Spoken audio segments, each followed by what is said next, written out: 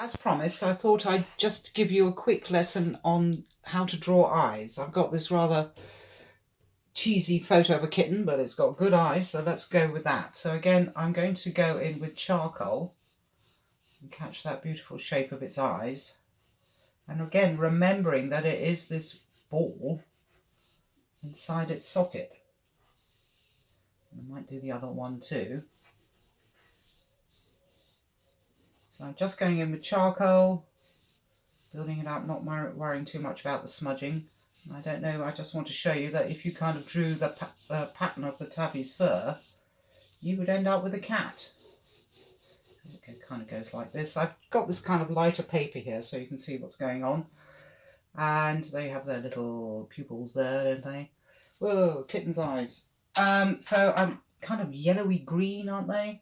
So I'm just going to block in some yellowy green all over it really. So I'm just actually going to put green on first and then hopefully the yellow will follow. So I just want that hint of green and this nice kind of amber colour this eyes are. Just blocking them in. And I can add some more charcoal to the proceedings. And it's quite a useful exercise if you feel you can't do eyes or are underconfident in doing them, to actually just concentrate on doing eyes. So I'm just going on here, but I am going to smudge this. I only smudge charcoal. I just want that to be a little bit softer. And then here's the tear duct, which actually defines the kind of globe of the eye.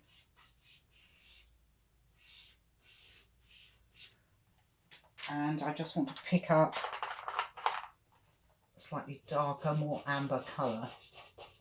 And again, I'm layering it off, and you can actually, because I'm so close, I can actually see its huge iris. If you think about it, human beings are the odd animals in the animal kingdom because they have whites of the eyes. Very few animals have that. There is a very sexy gorilla in Japan, apparently, who had whites of his eyes, and he had a huge fan club, I think he still does, where women write him fan letters. I can't remember his name now, but look it up. Gorilla in Japan. So I'm just going on there with various shades of brown, sort of amber colours and greens. So I just want to catch that nice light. I'm not going to do each individual vein because life is too short. I've got this little slightly lighter colour which is not working, so I'm just going to grab a yellower colour to add a bit of light here. And again, thinking about them as balls inside a socket and not just the shape of an eye. So I'm just going to add a slightly lighter brown here just to catch some of the lighter areas. I think what I need is probably that one, catching its lower lid. And again, it's got all this nice fur, and tabbies always have something nice going on there.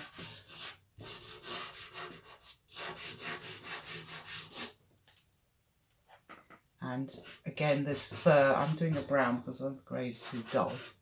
And you've got this little thing going on there, some more fur over there. So I'm just going to add a little bit of dark to this, and of course they have the little slit as their pupil.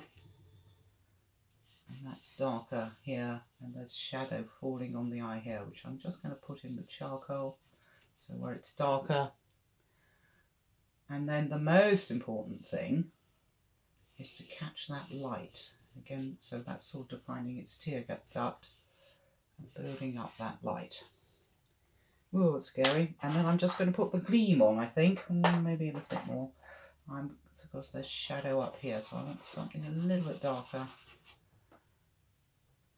And down here as well, also defining the ball of its eye. And then just looking at where that gleam is. Oh, it's kind of scary. And I just want to soften that up a bit around here. So it's actually the gleam of the eye. So study eyes, see how they work, and really just do studies of them like this so you can actually see what's going on.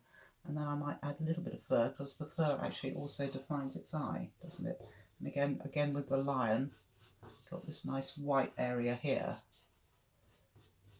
Probably reflects light so they can see mice better. And down here, and its little nose.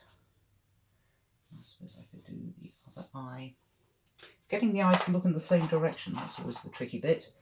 So again, I've got the tear duct, and see how this eye is in slightly different shape. It seems even rounder because it's slightly round the corner. Here to the charcoal, just here. Again, the little slit, and then I just want to build up some darker areas in here, because the eyelid will cast shadow on the eyeball. And then it's got this nice yellow glow to the centre of the eye. And again, I will smudge the charcoal, only smudging allowed with charcoal. And think about adding the light here.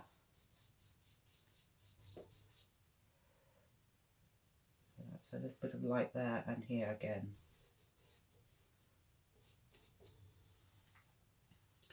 And then we've got lighter areas here. And his fur is going like that, just like the lion.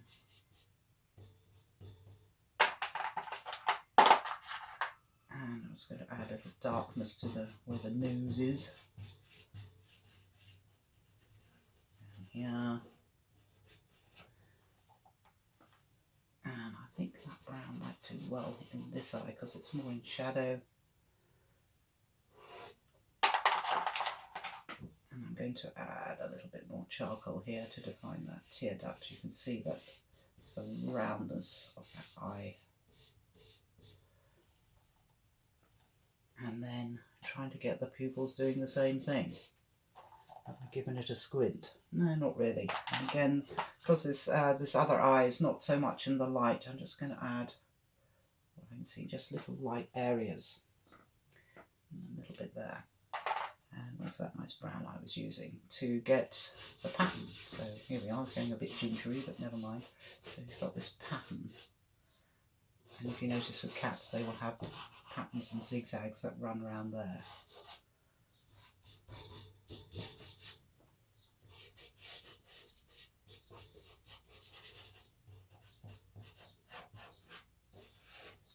And then, oh dear, I've started to draw the whole cat now, but getting that cute little nose, very cute little nose. So you're getting quite a nice effect with that, and using the pattern of an animal. Like if you drew a zebra with just the stripes, you'd end up with a zebra. Anyway, I hope that's given you food for thought and some projects to do while we're still locked down. Okay, see you next week.